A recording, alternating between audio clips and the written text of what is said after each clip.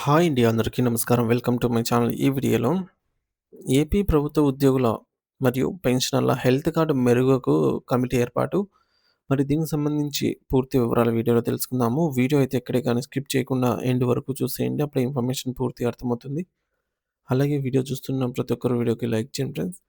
ఈ వీడియోని తోటి ఉద్యోగ పెన్షన్ మిత్రులతో అయితే షేర్ చేయండి. కొత్తగా మన ఛానల్ చూస్తున్నవారు ఇంకా ఎవరైనా సబ్స్క్రైబ్ చేసుకున్నట్లయితే వెంటనే మన ఛానల్‌ని సబ్స్క్రైబ్ చేసుకోండి.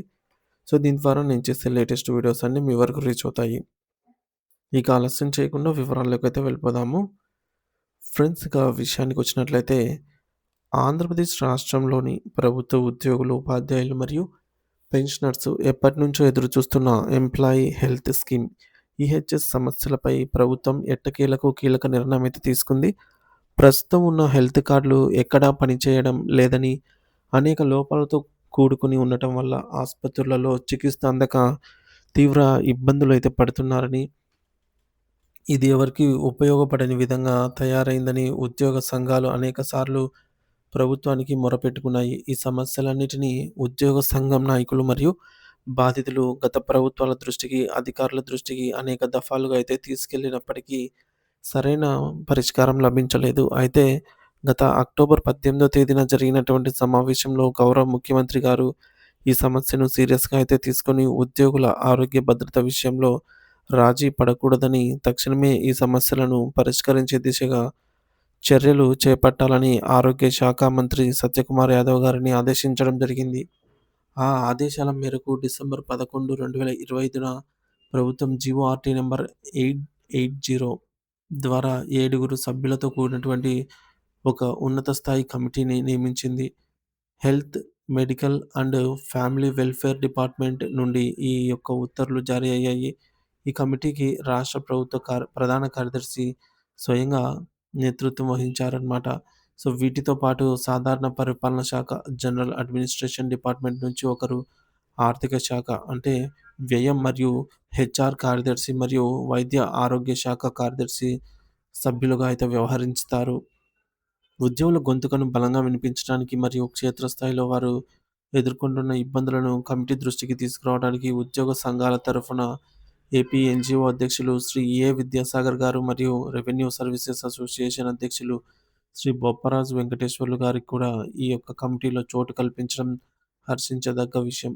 డాక్టర్ ఎన్టీఆర్ వైద్య సేవ ట్రస్ట్ సీఈఓ కమిటీకి కన్వీనర్‌గా వ్యవహరిస్తారు. ఈ కమిటీ ప్రభుత్వం 8 వారాల్లో అంటే సుమారు 2 నెలల్లో గడువు విధించింది. ఈ సమయంలోగా ఈహెచ్ఎస్ పథకంలో ఉన్న లోపాలను సవరించి దాన్ని మరింత సమర్థవంతంగా ఎలా అమలు చేయాలనే దానిపై సమగ్ర నివేదికను అందజేయాల్సి ఉంటుంది.